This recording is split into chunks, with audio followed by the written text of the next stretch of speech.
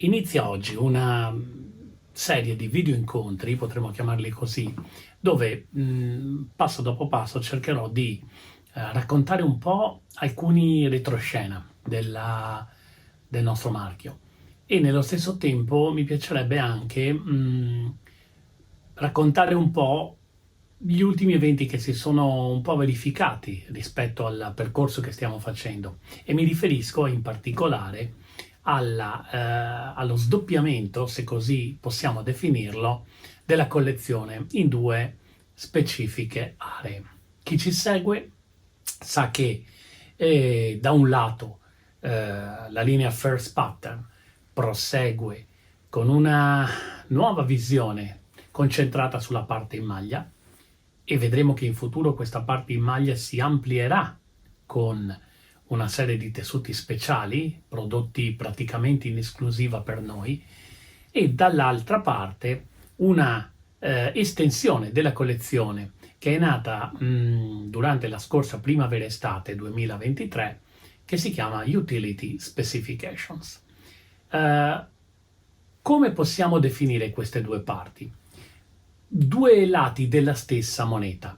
Da un lato abbiamo un proseguimento della filosofia originaria della collezione First Pattern e dall'altra abbiamo una parte che va a specificare in maniera anche, diciamo così, riproponibile nel nome, una parte della collezione che si rivolge a uno stile che poi nasce, diciamo, principalmente dai nostri archivi, ma che viene anche reinterpretato attraverso una serie di tessuti molto particolari che vanno ad arricchire quella parte di design che potremmo definire ispirata al mondo militare, ispirata al mondo urbano, ispirata anche all'outdoor e anche a quel mondo, diciamo così, workwear, che è un po' l'ossatura principale di una collezione come quella di First Pattern. Ma andiamo anche a ripercorrere un attimo le origini della collezione First Pattern. Chi ci segue da tempo, anche in questo caso, ricorda benissimo che nel 2012 abbiamo avuto, naturalmente parlo al plurale perché Silvia diciamo, è parte integrante del percorso che abbiamo fatto nel tempo, abbiamo avuto un'intuizione che è stata quella di trasferire in un tessuto a maglia alcuni elementi importanti del guardaroba maschile. Il primo capo che rappresentò questa trasposizione è stato il nostro modello Vittorio Veneto. Il modello Vittorio Veneto sostanzialmente ha origini abbastanza al di là del tempo. In particolare noi dobbiamo risalire ai primi anni '80. Nei primi anni '80 io ero uno studente e tra le tante attività che in quel periodo svolgevo, una, diciamo, gran parte del tempo veniva passata sulle riviste di moda. Ovviamente al tempo non avevamo internet, non avevamo accesso a informazioni come oggi che sono amplissime, ma avevamo accesso alla carta stampata e quindi a tutta quella serie di redazionali che riviste come l'Uomo Vogue, nel mio caso una di quelle più iconiche per un giovane ragazzo, ma anche riviste un po' più specifiche. In questo caso una rivista che io compravo ogni mese si chiamava Per Lui. Per Lui sostanzialmente era una rivista italiana che in qualche modo si ispirava e traeva anche molto del suo, se vogliamo, spirito di racconto della moda e non solo della moda dalle riviste giapponesi. Possiamo dire che per lui poteva essere all'epoca una trasposizione italiana di riviste come Pop Eye e quella che oggi si chiama Second, per esempio. Come avveniva questa trasposizione? Beh, questa è una cosa che mi piacerebbe raccontarvi. Per lui prendeva ispirazione da tutto quel mondo anglo-americano che all'epoca si concretizzava anche con numerose aziende che non erano direttamente produttrici, ma erano importatrici di prodotti americani o di prodotti inglesi, e cercava di interpretare questo grande interesse per quel tipo di moda che avevano i giovani all'epoca, e stiamo parlando dei primi anni '80, in una chiave italiana. Questo modo di trasportare in una chiave italiana uno stile anglo-americano, secondo me fu molto efficiente, ovvero si tradusse nella nascita di tantissime aziende che sapevano fare veramente bene il loro lavoro e che riuscivano a dare quel tocco di qualità e quel tocco di design alternativo che non c'era in moltissimi prodotti di origine anglo-americana. Questo percorso di interpretazione io credo che sia poi la vera essenza della moda italiana degli anni '80.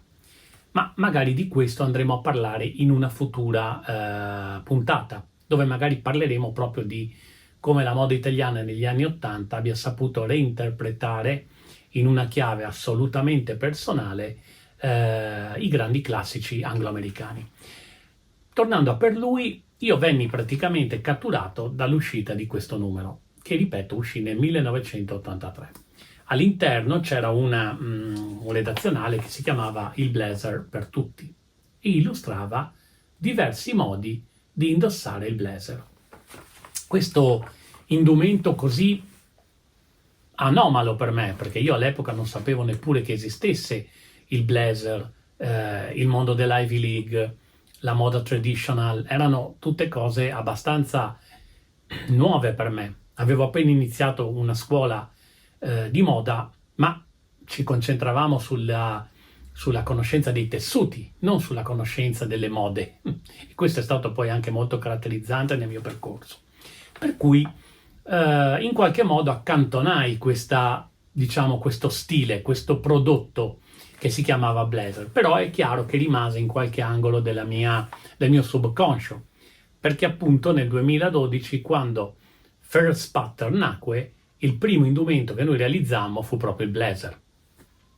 E quale fu l'aggancio con quella tradizione italiana di cui vi parlavo prima?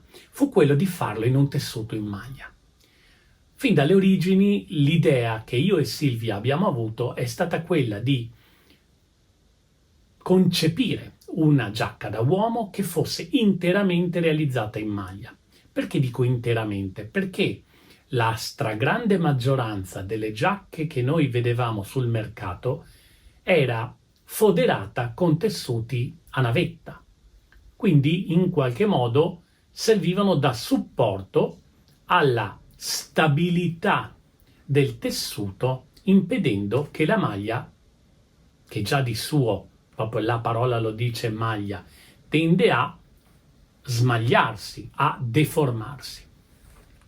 Quindi quando ci sedemmo a quel famoso tavolo alle 4 di mattina, la discussione fu quella di dire: non dobbiamo fare un prodotto che già esiste, volevamo fare un prodotto che all'epoca non esistesse, anche perché le uniche giacche di maglia che c'erano in quel momento erano tricot, quindi un altro concetto di costruzione. Noi volevamo lavorare a una giacca blazer che rispettasse la tradizione, se vogliamo, sartoriale, ma nello stesso tempo fosse fatta tutta con un tessuto in maglia.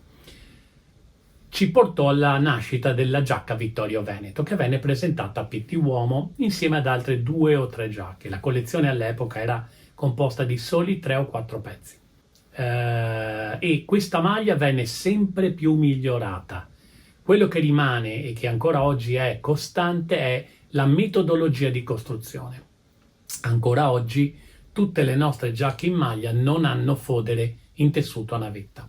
Io credo che questo sia molto importante, perché se si entra nell'ambito della parola comfort e se si entra nell'ambito della parola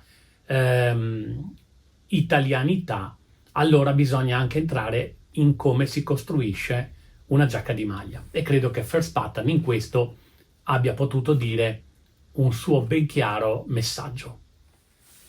Veniamo ai giorni nostri.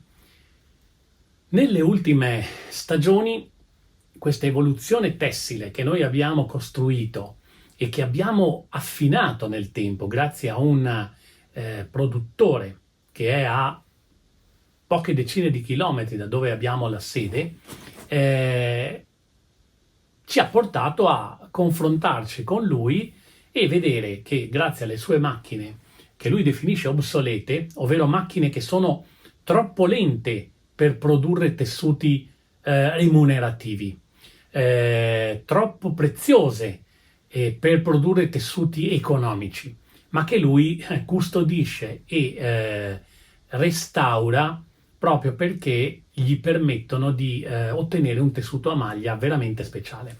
È ovvio che un uomo come lui e un uomo come me, quando si incontrano, cercano di ottenere qualcosa di diverso. Con lui sono nati sia il nostro Melton in tessuto unito, sia chiamiamola così, trasposizione dei classici tessuti inglesi in maglia. Per esempio il nostro herringbone di maglia, il piede pull di maglia, sono due esempi di questa collaborazione. Portare i tessuti inglesi in una chiave moderna.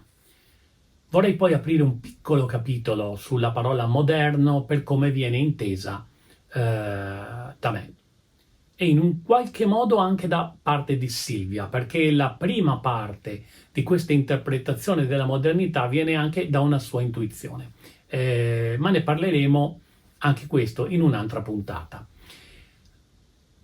Dopo l'incontro con questo signore e con le sue macchine, ci siamo chiesti, c'è modo di riprodurre un effetto nuovo in questa maglia, un effetto più, se vogliamo,